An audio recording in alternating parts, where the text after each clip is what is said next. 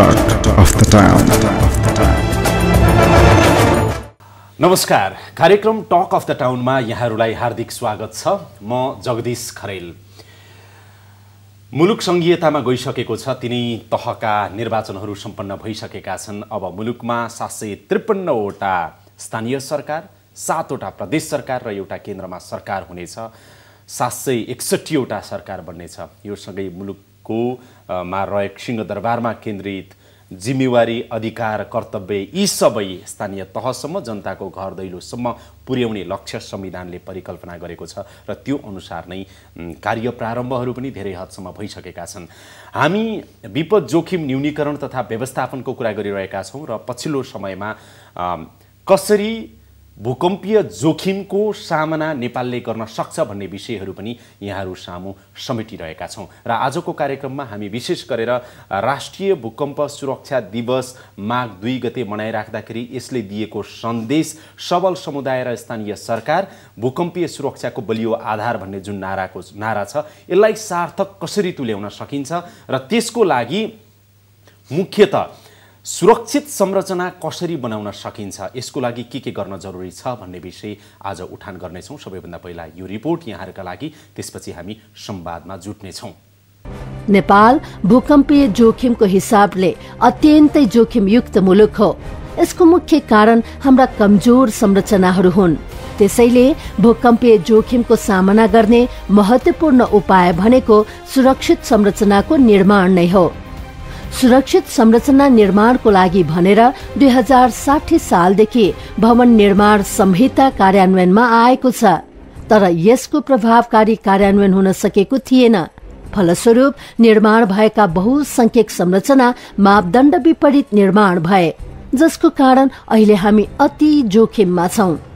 तर 2072 सालको भुइँचालोपछि भने आमूल चेतना फैलिएको छ। सुरक्षित संरचना निर्माण गर्नुपर्छ भन्ने सबैतिर महसुस भएको छ। देशका अधिकांश नगरपालिका तथा गाउँपालिकामा भवन निर्माण संहिता लागू भइरहेका छन्। यसको प्रभावकारी कार्यान्वयन पनि भइरहेको छ। तर भवन संहितामा के कुराहरू छन् र यसको कार्यान्वयन कसरी गरियो भने सुरक्षित संरचना निर्माण गर्न सकिन्छ भन्ने आम सर्वसाधारणलाई अझै पर्याप्त जानकारी छैन। यसर्थ कार्यान्वयनमा आएको यो संहिता सरल रूपमा जनताको पहुँचमा पुर्याउनु जरुरी छ। मुलुक संघीयतामा गइसकेको छ। संविधान अनुसार केन्द्र, प्रदेश तथा स्थानीय तह बीच धेरै अधिकार र जिम्मेवारीको बाँडफाँड भएको छ। अब भवन संहिताको कार्यान्वयन गर्ने गराउने महत्त्वपूर्ण जिम्मेवारी पनि स्थानीय तहकै हो, तर सुरुवातमा स्थानीय तहलाई पनि अलमल हुन सक्छ। त्यसैले केन्द्रमा रहेका सरोकारवाला मन्त्रालय तथा विभाग र निकायले यसमा सहजीकरण, समन्वय तथा आवश्यक परेको अवस्थामा नेतृत्वदायी भूमिका पनि निर्वाह गर्नुपर्ने हुन्छ। यसको लागि मुख्यतः शहरी विकास मन्त्रालय र संघीय मामिला तथा स्थानीय विकास मन्त्रालयको भूमिका महत्त्वपूर्ण हुन्छ। यो वर्ष माघ 2 गते मनाइएको राष्ट्रिय भूकम्प सुरक्षा दिवसको नारा पनि सबल समुदाय र स्थानीय सरकार भूकम्पीय सुरक्षाको बलियो आधार भन्ने छ। अर्थात् अब स्थानीय तहलाई सबल बनाउनु पर्छ। भूकम्पीय सुरक्षाको लागि भवन संहिताको प्रभावकारी कार्यान्वयन गराउनु पर्छ। यसको लागि केन्द्रदेखि प्रदेश हुँदै स्थानीय तहसम्म प्रभावकारी समन्वय, सहकार्य हुनु जरुरी छ। मेरो साथमा शहरी विकास तथा भवन विभागका उपमहानिर्देशक मणिराम गेलाल हुनुहुन्छ। यहाँलाई म हार्दिक स्वागत गर्न चाहन्छु। त्यस्तै गरेर मेरो साथमा संघीय मामिला तथा स्थानीय विकास मन्त्रालयका सहसचिव सुरेश अधिकारी हुनुहुन्छ। यहाँलाई पनि म हार्दिक स्वागत गर्न चाहन्छु। म पहिला डिडिजी साहबबाटै संवाद सुरु गर्न चाहन्छु। अहिले सन् 2015 को 2072 सालको भुइँचालो पछाडि विशेष गरेर भवन संहिता कार्यान्वयनको अवस्था कस्तो छ अहिले? हामीले भूकम्प प्रतिरोधी सुरक्षित भवन निर्माणको लागि 2060 सालमा राष्ट्रिय भवन संहिता तर्जुमा गरेर लागू गर्यौं। 2072 मा भुइँचालो गयो। 12 वर्षपछि हामीले लागू गर्न प्रयास गरेको 12 वर्षपछि त्यो बीचमा हामीले धेरै प्रचार प्रसार गर्यौं। पब्लिक अवेरनेसका कार्यक्रम ल्यायौँ, ट्रेनिङका प्रोग्रामहरू ल्यायौँ र स्थानीय निकायहरूमा भवन संहिताको प्रभावकारी कार्यान्वयनको लागि हामीले धेरै प्रयास गऱ्यौँ। जब 2072 सालको भुइँचालो पछि त्यति बेला लाइभ नै मानिसहरूले भुइँचालोले कति क्षति पुर्याउनु रहेछ भन्ने कुराहरू चाहिँ लाइभ एक्सपिरियन्स गर्न पाउनुभयो, आफ्नै आँखाले देखेर जीवनले भोग्यो। हो, हामीले चाहिँ पहिला त्यो हामीले पब्लिक अवेरनेसको जागरणको कार्यक्रम ल्याउँथ्यौँ, पछि उहाँहरूले आफ्नै अगाडि देख्नुभयो। त्यसैले जसले पहिला यो भवन संहिता खर्चिलो हुन्छ, भवन संहिता पालना गर्नु झन्झटिलो हुन्छ, यसले घरको खर्च बढाउँछ, त्यसैले यो त्यति जरुरी चिज होइन भनेर जो रिलक्टेन्ट हुनुहुन्थ्यो उहाँहरू आफै पनि अब भुइँचालोपछि त्यो साक्षात्कार गर्नुभयो, भुइँचालोलाई ओहो यो भवन संहिता त असाध्यै जरुरी रहेछ। त्यसैले आजभोलि हामीलाई अनअफिसियली पनि सबै मान्छेहरूले इन्जिनियरहरूलाई अथवा हाम्रो शहरी विकासका डिभिजन अफिसहरूमा हाम्रो विभागमा आएर म भूकम्प प्रतिरोधी भवन बनाउन चाहन्छु, सरले यसमा कसरी सहयोग गर्न सक्नुहुन्छ भनेर उहाँले आफै जिज्ञासा राखेको अवस्था छ। र कार्यान्वयनको केसमा चाहिँ हामीले अहिले के गरेका छौँ भने देशका सबै नगरपालिकाहरू र 1000 भन्दा बढी घरधुरी भएका सबै गाउँपालिकाहरूमा अनिवार्य भनेर हामीले लागू गरेका छौँ। बाध्यकारी बनाइएको छ। अब त कानुनत पनि यो बाध्यकारी भयो। अनि कानुनत भन्दा पनि अब उहाँहरू आफै पनि घर बनाउँदाखेरि सुरक्षित बनाउनु पर्ने रहेछ भन्ने कुरामा सजग हुनुभयो। सङ्घीय मामिला तथा स्थानीय विकास मन्त्रालय अहिले एउटा समन्वयकारी अथवा संयोजनकारी, सहजकारी र केही हदसम्म नेतृत्वदायी मन्त्रालय पनि भएको छ स्थानीय तहको सन्दर्भमा। अघि उहाँले भन्नुभयो अहिले 1000 भन्दा बढी घरधुरी भएका गाउँपालिका र नगरपालिका सबैमा चाहिँ भवन संहिता कार्यान्वयन अनिवार्य गरिएको छ भनेर त उहाँले भन्नुभयो। कार्यान्वयनको अवस्था कस्तो छ? अब यो राष्ट्रिय भवन आचार संहिताको कार्यान्वयन वास्तवमा स्थानीय तहबाट नै हुनुपर्छ। सङ्घीय सरकारले भनौँ अहिलेको सन्दर्भमा मापदण्ड बनाइदिने सम्मको काम मात्रै हो। स्थानीय तहमा हरेक अब गाउँपालिकाले पनि नक्सा पास गर्नुपर्छ, नगरपालिकाले पनि नक्सा पास गर्नुपर्छ। अबको दिनमा नक्सा पास गर्दाखेरि कस्तो किसिमको डिजाइनको नक्सा बनाउने, कति तलासम्म घर बनाउने, कस्तो संरचना बनाउने भन्ने विषयमा पब्लिक अवेरनेस पनि जरुरी भयो। अथवा घर बनाउने मान्छेले पनि सोच्नु पर्यो पहिला कस्तो घर बनाउँछु भनेर, कति सुरक्षित बनाउँछु भनेर सोच्नु पर्यो। त्यसपछि प्राविधिकको सल्लाह पनि लिनु पर्यो र त्यस पछाडि स्थानीय तहमा जाने हो, नगरपालिकामा गाउँपालिकामा जाने हो। यसरी गइसकेपछि चाहिँ सम्बन्धित स्थानीय तहले, स्थानीय सरकारले पनि त्यो घर सुरक्षित छ कि छैन, त्यो ड्रइङ डिजाइनको घर सुरक्षित हुन्छ कि हुँदैन र कस्तो घर बनाउँदा उपयुक्त हुन्छ भन्ने सल्लाह पनि दिन सक्नुपर्ने हुन्छ। र नक्सा जसरी तयार गरिएको छ नक्सा अनुसारको घर बन्दैछ कि छैन भनेर बीचबीचमा सुपरभिजन पनि गर्नुपर्ने हुन्छ र भवन बनिसकेपछि त्यो भवन चाहिँ मापदण्ड अनुरूपको छ कि छैन भन्ने कुराको पनि सुपरिवेक्षण अनुगमन गर्नुपर्ने हुन्छ। त्यो दायित्व छ स्थानीय तहको। मलाई लाग्छ अब यसमा धेरै हदसम्म त काम भइरहेछ तर पर्याप्त भएको छैन। स्थानीय सरकार अब भर्खरै सुरुवात भयो स्थानीय तहको काम, त्यसले गर्दाखेरि पनि होला उहाँहरूका भवन संहिताको विषयमा स्थानीय सरकार अथवा समग्र स्थानीय तह कतिको जानकार छ आफैमा? मलाई लाग्छ यो जानकारीको अभाव पनि छ अहिले नै। किन भन्दाखेरि राजनीतिक व्यक्तित्वहरू नेतृत्व गरेर आउनु भएको छ, यो सबै विषयवस्तुको जानकारी उहाँहरूलाई भइसकेको छैन। उहाँहरू पोलिटिकल्ली त एकदमै नेतृत्व गर्न सक्षम हुनुहुन्छ तर आर्थिक एजेन्डाहरूको विषयहरू, अब यो भवनको आचार संहितासँग सम्बन्धित विषयवस्तुहरू, यी टेक्निकल विषयवस्तुहरूको बारेमा उहाँहरूमा ज्ञानको कमी पक्कै पनि होला, छ जस्तो मलाई लाग्छ। यो जानकारी गराउने भवन संहिता छ है। अब भवन संहिता बाध्यकारी बनेको छ नगरपालिकामा र 1000 भन्दा बढी घरधुरी भएका गाउँपालिकामा र यसरी कार्यान्वयन गराउन सकिन्छ भनेर जानकारी दिने कसले?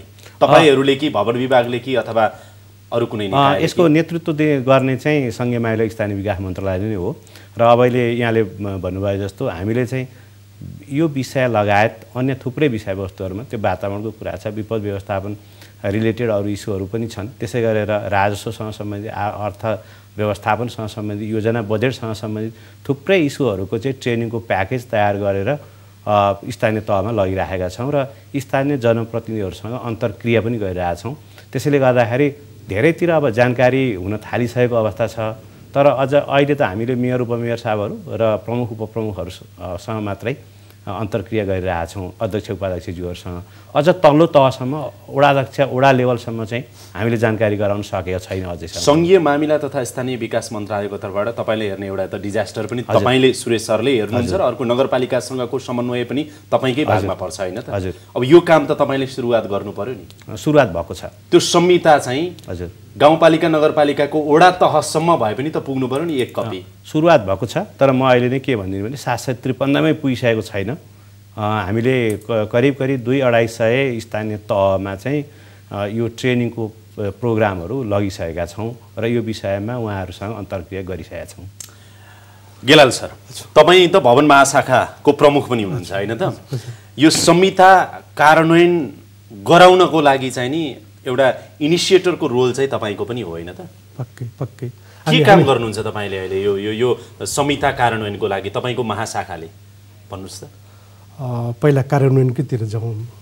हामीले भवन संहिता तर्जुमा गऱ्यौँ, त्यो प्राविधिक कुरा थियो। त्यो शहरी विकास तथा भवन निर्माण विभागको नेतृत्वमा भवन संहिता तयारी भयो, लागू भयो। लागू गर्दा स्थानीय तहमा पक्कै पनि घर बनाउँदा नक्सा पास गर्ने त स्थानीय तहमा हो। स्थानीय तहमा नक्सा पास गर्दा भवन संहितालाई कम्प्लाई गर्नुपर्छ, भवन संहिता अनुरूपको हुनुपर्छ, त्यसपछि मात्रै पास हुन्छ। अब अहिले नयाँ बनेका सबै नगरपालिकाहरूमा नयाँ भवनहरू अथवा इन्स्टिट्युसनल बिल्डिङहरू बनाउनको लागि त्यो पर्मिट लिन, नक्सा पास गर्नको लागि निवेदन पर्छ।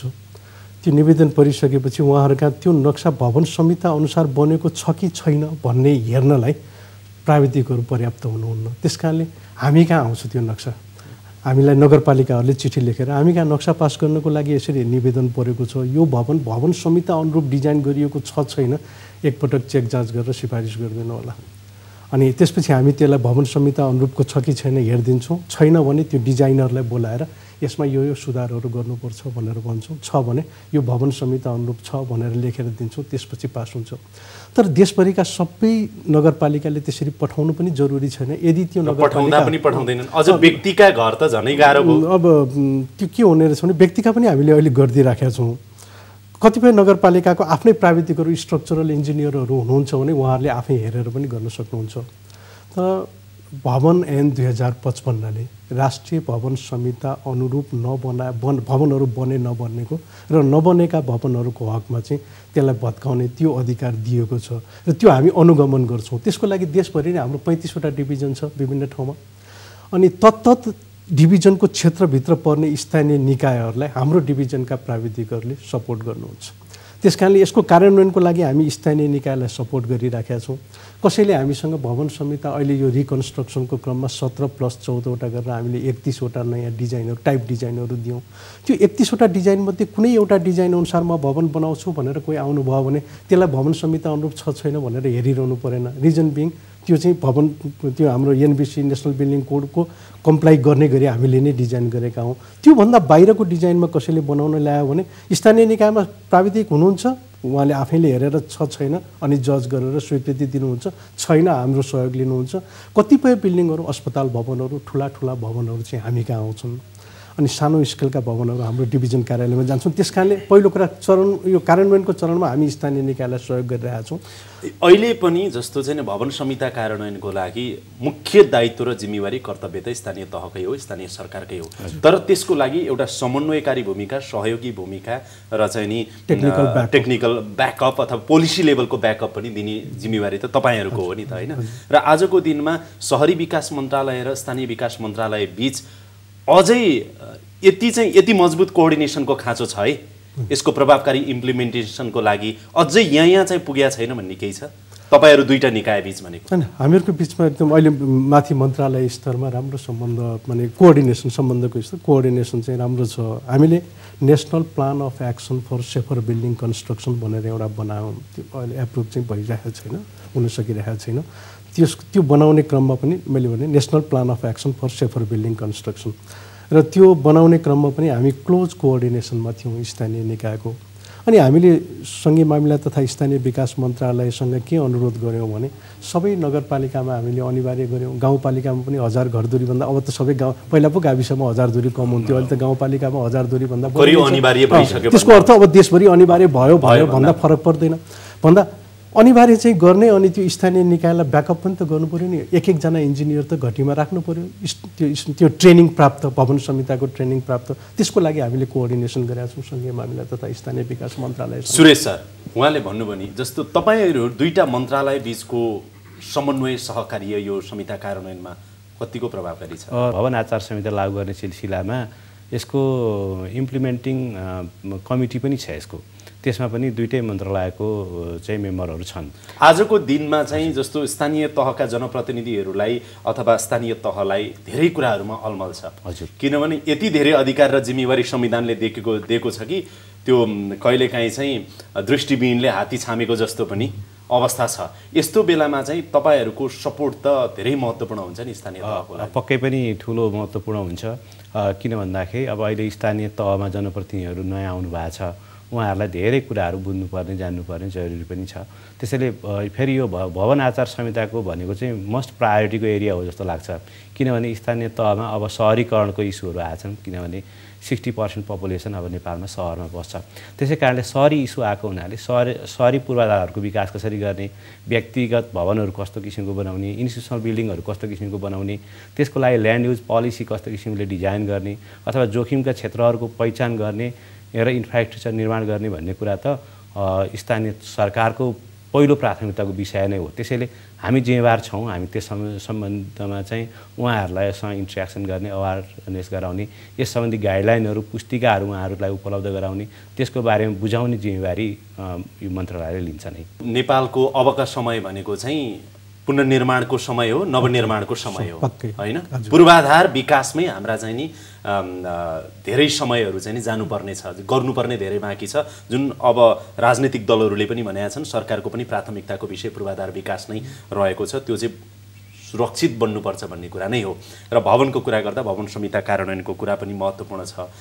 के छ हाम्रा इन्जिनियरहरूलाई अब कुन कुन इन्जिनियर हुन्छ नि, स्ट्रक्चरल, सिभिल के अब तब धेरै होला नि क्याटेगोरी, इन्जिनियरहरूलाई यो भवन संहिता पढाउनु पर्दैन? खोइ त युनिभर्सिटीहरूमा तपाईँहरूले त त्यो लभिङ गर्नु पर्यो, स्ट्रिक्टली भन्नु पर्यो, कसरी इन्जिनियर भन्छन् भन्नुहोस् त? इन्जिनियरिङको फिल्ड चाहिँ अब आजभोलि के छ भने हरेक सानो सानो सब्जेक्टमा मास्टर्स गर्ने छ होइन, स्पेसलाइजेसन, मास्टर्समा स्पेसलाइजेसन।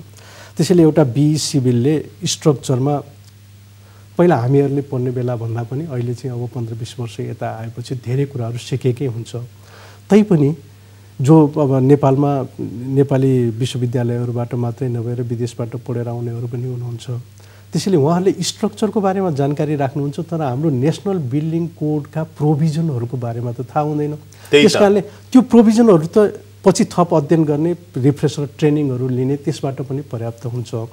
अब त्यसको लागि इन्स्टिट्युसनहरूमा पनि वास्तवमा नेसनल बिल्डिङ कोड अब हामीले इन्जिनियरिङ कलेजमा तपाईँले 1 महिना कुनै पिरियड भन्नुहोस् अथवा केही भन्नुहोस्, एउटा कोर्स चाहिँ बिल्डिङ कोड इम्प्लिमेन्टेसन अथवा बिल्डिङ कोडको सन्दर्भमा चाहिँ पढ्नुपर्छ है भनेर? हजुर हजुर, त्यो जरुरी छ।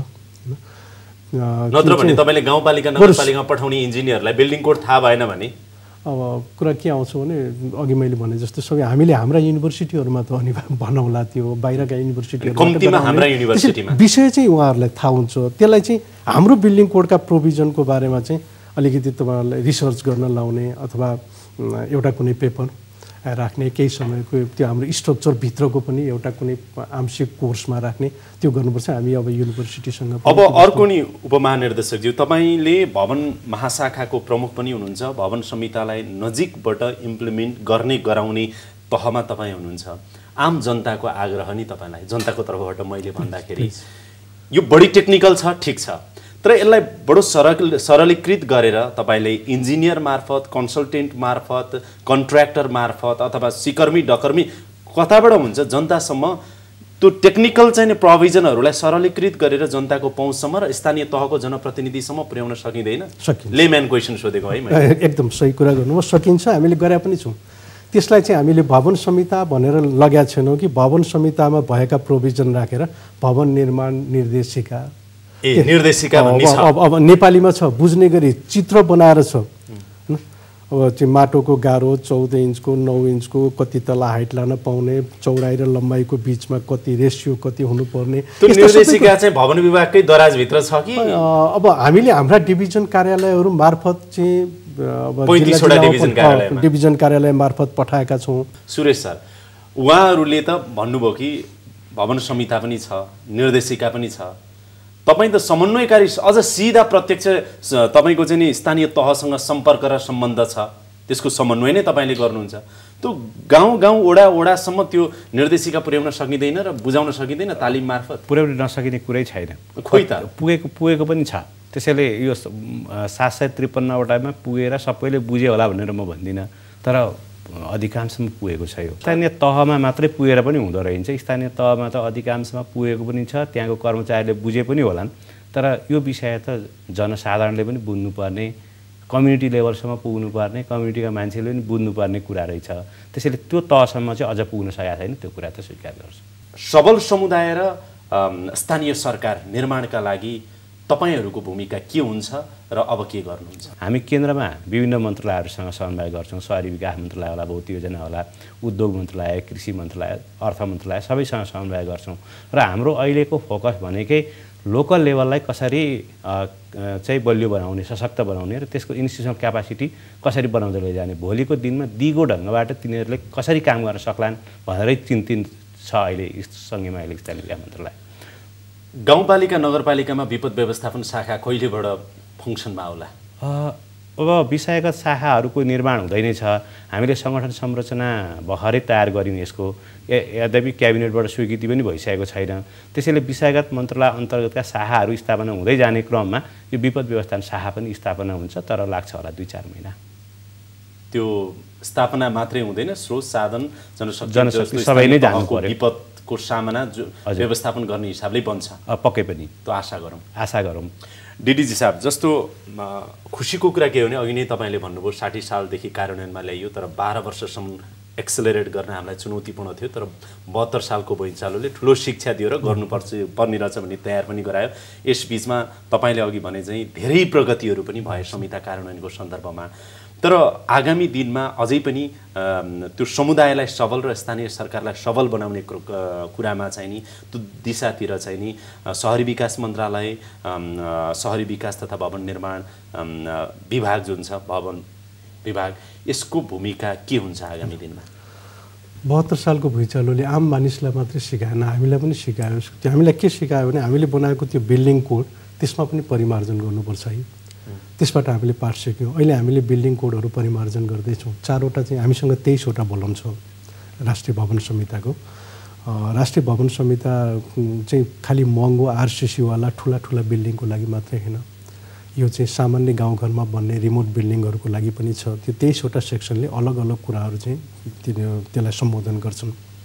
अहिले हामीले भवन संहिताको 4वटा खण्डहरू चाहिँ परिमार्जन पनि गऱ्यौँ। एउटा मुख्य मेन सिस्मिक कोड जो छ त्यो चाहिँ नितान्त यो भूकम्प जो जमिन जो काँप्नेसँग सम्बन्धित छ, ग्राउन्ड एक्सिलरेसन लगायतका कुराहरू मेन कोड हो त्यो 105 भन्ने एनबिसी 105। हामी अहिले त्यसलाई रिभिजन गर्दैछौँ। अनि अब स्थानीय निकायलाई सबल बनाउने, स्थानीय समुदायलाई सबल बनाउने क्रममा हामीले के ठुलो आवश्यकता चाहिँ के देख्यौँ भने स्थानीय निकायमा त्योसँग जानकार सक्षम जनशक्ति हुनु पर्यो। अनि आम जनमानसमा चाहिँ बिल्डिङ कोडले एड्रेस गरेको कुरालाई अघि तपाईँले भने जस्तो नेपालीमा सरल ढङ्गले बुझ्ने गरी उनीहरूको हातमा उनीहरूको दिमागमा त्यो कुराहरू चाहिँ राखिदिनु पर्यो। त्यो भनेको चाहिँ ट्रेनिङ हो, प्रचार प्रसार हो। हामीले ट्रेनिङ, मेसन ट्रेनिङ पनि धेरै दियौँ, थुप्रै दियौँ। तर के छ भने मेसन ट्रेनिङ लिइसकेपछि त्यो सर्टिफिकेट चाहिँ विदेशमा गएर काम गर्नको लागि निकाल्छौँ। अनि त्यसपछि हामी यहाँ मेसन बनाउँछौँ, ट्रेनिङ दिएर उत्पादन गर्छौँ, उनीहरू चाहिँ त्यो प्रयोग गर्छन्। अरूको घरहरू बनाउनमा चाहिँ त्यो बाहिर गइरहेको छ। अब सेवा सुविधाबाट आकर्षित म तपाईँ कहाँ आउँछु, तपाईँलाई चाहिँ अन्तिम प्रश्न सोध्छु। अब तपाईँ स्थानीय विकास मन्त्रालयमा हुनुहुन्छ, अन्तिममा हाम्रो स्थानीय तह, हाम्रा गाउँ, हाम्रा सहर र कसरी प्राकृतिक प्रकोपको जोखिमका हिसाबले त्यसलाई सामना गर्न सक्ने, सुरक्षित र व्यवस्थित बन्न सक्छन् भन्ने तपाईँलाई लाग्छ? सबभन्दा पहिला त यो अवेरनेसको विषय नै रहेछ। त्यो चाहिँ हरेक इन्डिभिजुअल नै अवेर हुनु पर्दो रहेछ र त्यो अवेरनेस गराउने काम पनि स्थानीय तह, नागरिक समाज डेभलपमेन्ट पार्टनर्सहरू, मिडिया सबैको ठुलो भूमिका हुन्छ यसमा। त्यसैले पब्लिक अवेरनेस चाहिँ मस्ट। त्यसैले उहाँ रेजिलिएन्ट कम्युनिटी बनाउने हो भने हरेक मान्छे विपदप्रतिको सजगता जरुरी हुन्छ भन्ने एउटा पाटो हो। अर्को त्यति मात्र नभएर अर्को इन्स्टिट्युसनल क्यापासिटी पनि हुनु पर्यो। जस्तो स्थानीय तहलाई सक्षम बनाउन सक्नुपर्छ। सक्षम यो अर्थमा कि बुझेर मात्रै पनि हुँदैन, इक्विपमेन्टहरू पनि चाहियो उहाँहरूसँग। जस्तो कहीँ आगो लागि भइरहेको छ, साधन जनशक्ति सबै चाहियो र इन्स्टिट्युसनल क्यापासिटी बढाउनुपर्छ। दोस्रो कुरा, तेस्रो चाहिँ फ्यासिलिटेसन हो। त्यो भनेको सङ्घीय सरकारको पनि भूमिका रहन्छ। स्थानीय तह र तल्लो तहमा कम्युनिटीलाई इम्पावर गर्ने सिलसिलामा रिसोर्सको व्यवस्थापन गरिदिने, अन्तर निकाय कोअर्डिनेसन गरिदिने, त्यससँग सम्बन्धित नीति नियम मापदण्डहरू तयार गरिदिने त्यो केन्द्रले गर्नुपर्ने हुन्छ। त्यसैले सबैको भूमिका रहन्छ भन्ने कुरा लाग्छ। अब हाम्रा सहरहरू विपद जोखिमको सामना, सबै खालका विपद भनौँ न, अब जस्तो जलजन्य प्रकोपका कुरा भयो, अब भुइँचालो भयो, आगलागी भयो, महामारी भयो, अथवा चाहिँ तुषारो भयो, शीतलहर भयो, यी सबै खालका चाहिँ प्रकोपको जोखिमको सामना गर्न सक्ने सुरक्षित र व्यवस्थित सहरहरू कसरी बन्ला र सुरक्षित र व्यवस्थित राष्ट्र कसरी बन्ला, तपाईँ के ठान्नुहुन्छ? अन्तिम प्रश्न। अब तिब्बतियन प्लेट र इन्डियन प्लेटको बिचमा परेको हुनाले भुइँचालोको त हामीसँग खतरा जहिले पनि रहिरह्यो। त्यो बाहेक हामी चाहिँ मल्टी हजार्ड छ कि हामीसँग सुनामी बाहेक, समुद्र नभएको कारणले सुनामी छैन, बाँकी सबै छ। चट्याङबाट हेर्नुहोस् कति हाम्रो क्याजुअलिटिज भइराखेको हुन्छ प्रत्येक वर्ष। त्यसैले चट्याङ लाग्दा पनि, चट्याङ पर्दा पनि त्यसलाई जमिनमा पास गराउने सुरक्षित। हाम्रो बिल्डिङ कोडले चाहिँ भवनको यो भूकम्पको बारेमा मात्रै एड्रेस गर्दैन, फायर सेफ्टीको कुरा गर्छ, अब त्यस्तै इलेक्ट्रिक सकरको सेफ्टीको कुरा गर्छ। त्यसैले अब बन्ने इन्फ्रास्ट्रक्चर बनाउनु ठुलो कुरा त आफैमा हुँदै हो। त्योभन्दा ठुलो कुरा चाहिँ त्यो डिजास्टर रिजिलिएन्ट बनाउनु चाहिँ हो। अबको आवश्यकता भने इन्फ्रास्ट्रक्चर, न ओन्ली इन्फ्रास्ट्रक्चर होइन कि डिजास्टर रिजिलिएन्ट इन्फ्रास्ट्रक्चर। त्यसलाई चाहिँ अनि मल्टी हजार्ड, त्यो पनि धेरै थरी सबै प्रकारका चाहिँ विपदहरूबाट त्यसलाई थेक्न सक्ने भवन मात्रैको कुरा होइन, पुल संरचनाहरू नै त्यसरी बनाउनु पर्यो। अब अर्बनाइजेसन भन्दा अर्बनमा बिल्डिङ मात्रै आउँदैन, सडक आउँछ, अरू इन्फ्रास्ट्रक्चरहरू सबै आउँछ, ती सबैलाई डिजास्टर रिजिलिएन्ट बनाउनु पर्यो। अब त्यसको लागि चाहिँ के छ भने यो अघि भने जस्तै स्थानीय निकायलाई सबल सक्षम बनाउनु त पर्यो। अब त्यो बनाउने क्रममा अहिले तत्कालै चाहिँ स्थानीय निकायबाट हामी सबै धेरै कुराहरू आशा गर्न सक्दैनौँ। केन्द्रले पोलिसी ब्याकअप गर्नु पर्ला, अब फिनान्सियल पनि त्यो अनुसार चाहिँ सेन्ट्रलले अब स्थानीय निकायलाई चाहिँ हेर्नुपर्ने होला। र स्थानीय निकाय सक्षम भयो र यो सबै विपदको व्यवस्थापन गरेर विपदको रेजिस्ट गर्ने स्ट्रक्चरहरू बनाउने, उनीहरूलाई त्यो टेक्निकल नो-हाउ हामीले सेन्टरबाट ट्रान्सफर गर्न सक्यौँ भने पक्कै पनि। अनि म तपाईँहरू दुवैजनासँग अन्तिममा यस नोमा मात्रै जवाब दिनुहोस्। स्थानीय तह, स्थानीय सरकार, स्थानीय जनप्रतिनिधि र स्थानीय जनता, तपाईँहरू अगाडि बढ्नुहोस्, ब्याकअपमा हामी छौँ र पोलिसीमा होस्, कुनै पनि खालको सहजीकरण, समन्वय, तालिम आदि इत्यादि जे पर्छ केन्द्र र मन्त्रालयले चाहिँ नि यहाँहरूलाई सपोर्ट गर्नेछ भन्ने कुराहरूमा सङ्घीय मामिला तथा स्थानीय विकास मन्त्रालयका सहसचिव सुरेश अधिकारी, त्यस्तै गरेर चाहिँ शहरी विकास मन्त्रालय, शहरी विकास तथा भवन विभागका चाहिँ उपमहानिर्देशक मनिराम गेलाल तयार हुनुहुन्छ? कमिटेड छु। धेरै धेरै धन्यवाद छ। यो समय तपाईँले दिनुभयो, यसको लागि यहाँहरू दुवैजनालाई म धन्यवाद दिन चाहन्छु। यसका साथै अहिलेको लागि यो कार्यक्रम यहीँ बिट मार्ने अनुमति चाहन्छु। कार्यक्रम युनिटका सम्पूर्ण सहकर्मीहरूको साथमा मलाई पनि बिदा दिनुहोस्। नमस्कार।